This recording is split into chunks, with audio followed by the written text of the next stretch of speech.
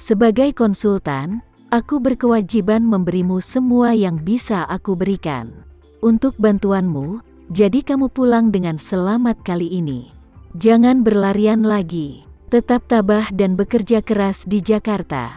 Kami, ayah dan anak, bekerja sama untuk membantu Tamarenza melakukan bisnis ini. Melba Hartono mengangguk dan berkata tanpa ragu-ragu, "Ayah, jangan khawatir tentang itu. Aku sudah setuju dengan Tuan Tama." Dengan itu, dia buru-buru berkata lagi, "Aku sebenarnya yang paling khawatir tentang kemampuanku. Apa yang aku alami di Suriah kali ini membuatku menyadari bahwa aku memang memiliki kekurangan besar dalam semua aspek, terutama dalam hal bertemu orang.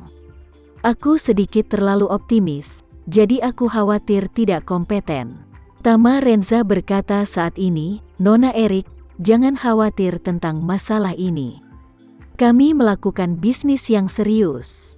Kami mengandalkan sumber daya keuangan, perencanaan, sumber daya, saluran, dan kontak daripada penipuan. Jadi kamu hanya perlu menjalankan perusahaan dan menjaga kelancaran bisnis. Pilah sumber daya dengan jelas dan pahami hubungan sumber daya. Sisanya adalah masalah tentu saja." Setelah itu, dia berkata, "Lihat, entah itu Bill Gates milik Microsoft, Larry Page dari Google, atau Elon Musk dari Tesla, semuanya berlatar belakang teknologi komputer, yang umumnya dikenal sebagai petani kode. Mereka mungkin tidak dapat melihat atau menipu orang, tetapi yang benar-benar mereka pahami adalah teknologi, pasar, dan cara menggunakan teknologi mereka. Untuk membuat produk yang paling sesuai dengan kebutuhan pasar, selama mereka bisa melakukan yang terbaik, mereka bisa sukses, dan kamu juga bisa." "Tuan Tamarenza, karena kamu telah mengatakan demikian, maka aku akan melakukan yang terbaik. Pergi dan lakukan yang terbaik untuk tidak mengecewakanmu." Melba, ketika dia mendengar ini, hatinya yang awalnya gugup dan tanpa dasar benar-benar sangat rileks. Namun, dia lega di dalam hatinya, tetapi tubuhnya tidak bisa lega. Karena dia sedang duduk di sofa, dia merasa bahwa bagian atas tubuhnya dikencangkan oleh pakaian dalam yang tidak tepat, dan dia bahkan sedikit sesak napas. Ketika Erik Hartono tiba-tiba menanyakan pertanyaan ini, wajah Melba Hartono menjadi semakin memerah. Dia diam-diam berpikir, apakah aku merasa tidak nyaman? Tentu saja aku merasa tidak nyaman. Dalaman yang dibelikan Tamarenza untukku 2 kali ukuran lebih kecil dari dalaman yang biasa aku pakai. Aku telah tercekik sepanjang jalan sampai saat ini, dan aku merasa bahwa itu bahkan lebih ketat ketika aku duduk. Namun, dia pasti tidak akan bisa mengatakan kata-kata seperti itu. Jadi, dia hanya bisa ragu ketika dia menjawab dengan ambigu, "Oh, ayah, aku baik-baik saja." Mungkin karena aku belum mereda semangatku, dan aku masih merasa sedikit gugup. Erik Hartono tidak terlalu banyak berpikir. Dia mengangguk lembut sebelum berkata dengan emosional, "Kamu pasti sangat menderita setelah tinggal di tempat seperti itu untuk waktu yang lama. Apalagi, kamu telah mengalami perang dan penculikan. Jadi, normal bagimu untuk merasa sedikit ketegangan mental." Melba Hartono memiliki ekspresi malu di wajahnya saat dia berpikir, "Aku tidak merasa tegang secara mental. Aku merasa tegang secara fisik. Jika aku terus tercekik seperti ini, aku benar-benar tidak akan bisa mengatur napas lagi."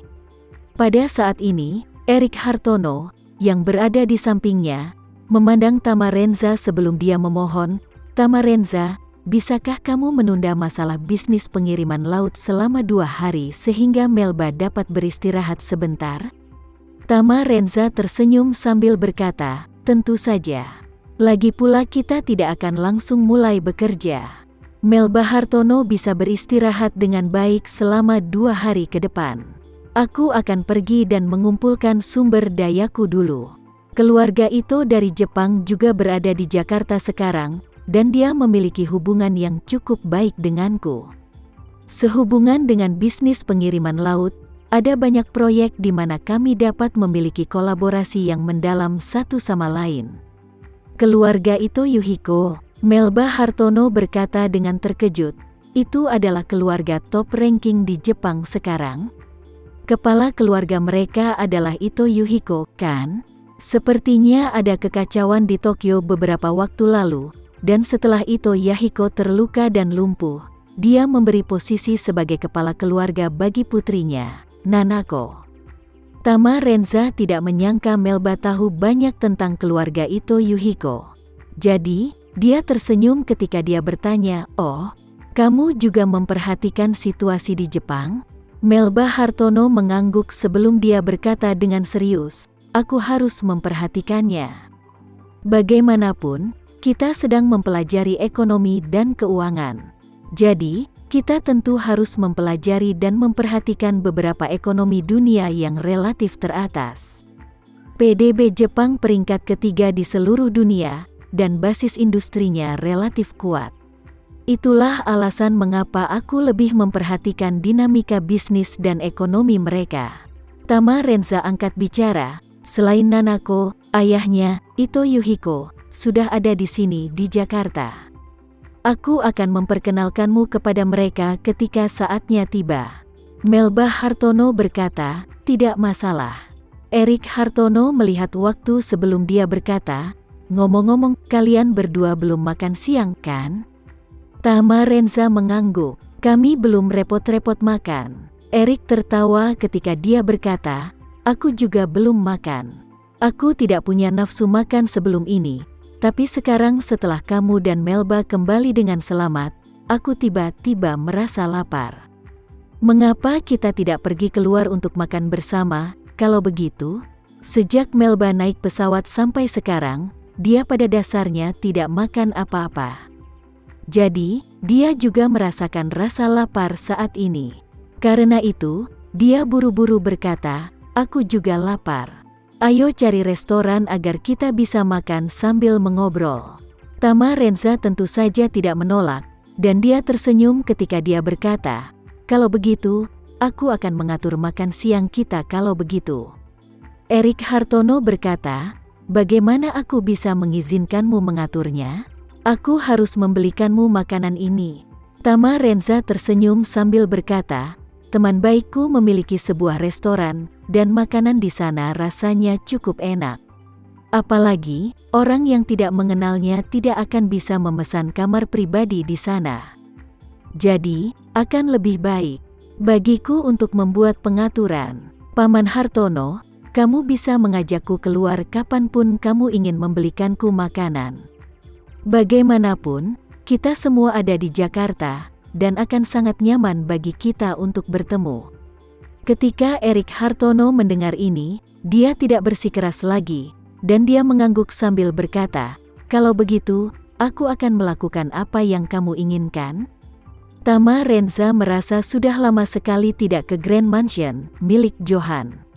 Padahal, hidangan di sana sebenarnya sangat enak.